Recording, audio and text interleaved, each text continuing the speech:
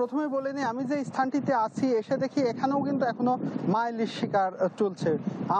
আমি পদ্মা নদীর তীরে যে স্থানটিতে দাঁড়িয়েছে, আমার গুনে দেখেছি এখানে প্রায় অর্ধশত নৌকা কিন্তু পদ্মা নদীতে মাছ ধরছে, এবং এই যে একেবারে কূলেই একটি নৌকা কিন্তু এভাবে মাছ ধরছে। পাশাপাশি আমি একটু দেখানোর চেষ্টা করি যে কিন্তু আরো অনেক নৌকা কিন্তু এখান থেকে আমি দেখছি, এবং আমি যে স্থানটিতে দাঁড়িয়ে রয়েছি এটা শহরের খুব নিকটেই এভাবে মা ইলিশ ধরা হচ্ছে।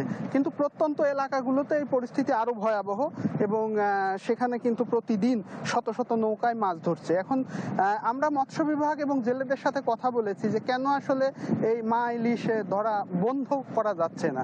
আসলে জেলেরা এই বিষয়ে নানা অভিনব সব যুক্তি দিচ্ছে। তারা যেটি বলছে যে মাছ আসলে চলে যাবে ভারতের দিকে, তাদের এখানে থাকবে না।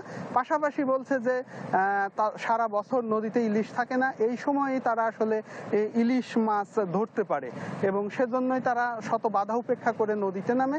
আর মৎস্য বিভাগ যেটি বলছে যে এই ইলিশ মাছ ধরা বন্ধ রাখার জন্য তারা কিন্তু সব ধরনের পদক্ষেপ নিয়েছে। জেলার ৫,৪৯৭ জন জেলেকে খাদ্য সহায়তা দিয়েছে।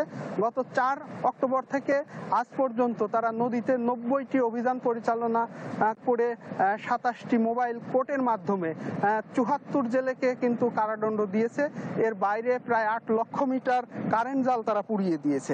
কিন্তু আমরা যেটি দেখছি, এবং যারা সচেতন মহল তারা বলছে যে এই যে প্রশাসনের তো গাফিলতি আছেই, কারণ শহরের পাশেই যদি এভাবে ইলিশ মাছ ধরা হয় তাহলে প্রত্যন্ত অঞ্চলগুলো তো আরো বেশি ইলিশ মাছ ধরা হচ্ছে, এবং প্রশাসন যদি আরো কঠোর না হয়, এভাবে যদি বাকি দিনগুলোতেও ইলিশ ধরা চলতে থাকে, তাহলে কিন্তু ইলিশের এই ডিম ছাড়া প্রজনন মৌসুমে বাধাগ্রস্ত হবে, ইলিশও কিন্তু হুমকিতে পড়বে।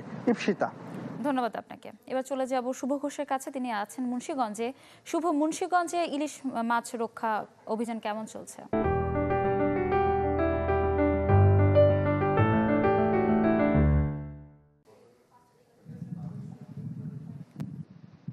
ইফসেতা, দেখুন, আসলে স্থানীয় প্রশাসন, মৎস্য অধিদপ্তরের পক্ষ থেকে তারা নিয়মিত অভিযান পরিচালনা করছে, সেটি বললেও আমরা কিন্তু এর একটি ভিন্ন চিত্র দেখতে পাচ্ছি। মুন্সিগঞ্জের পদ্মা, মেঘনা সহ অন্যান্য আশপাশের যেসব নদী ঘাট এলাকাগুলো রয়েছে, সেখানে কিন্তু প্রকাশ্যে ভোর হলেই মা ইলিশ বেচা কেনার অস্থায়ী হাট বসছে। সেখানে দরদাম করে কিন্তু স্থানীয়দের পাশাপাশি বিভিন্ন মানুষ সেখান থেকে ইলিশ কিনতে পারছে, এমন ছবি কিন্তু আমরা গত কয়েকদিনে দেখেছি।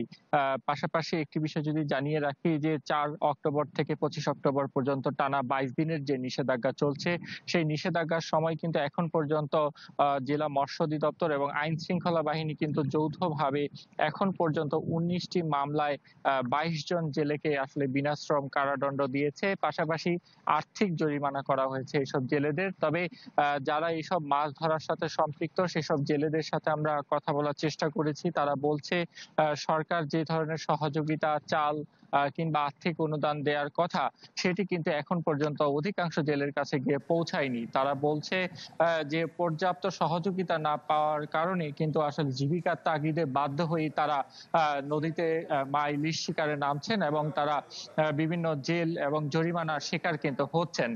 তবে এই যে অবাধে মা ইলিশ শিকার করা হচ্ছে, প্রশাসন বিভিন্ন অভিযান করছে, এই যে একটি ইঁদুর বিড়াল খেলা চলছে, সচেতন মহল দাবি করেছে, সেটি আসলে আইন শৃঙ্খলা বাহিনী কঠোর না হলে প্রতিরোধ করা সম্ভব নয়, এমনটাই তাগিদ কিন্তু তারা দিচ্ছেন। ইপসিতা, শুভ, অসংখ্য ধন্যবাদ আপনাকে। দর্শক, আমরা মা ইলিশ রক্ষা অভিযান নিয়ে জানছিলাম রাজবাড়ী এবং মুন্সিগঞ্জ থেকে।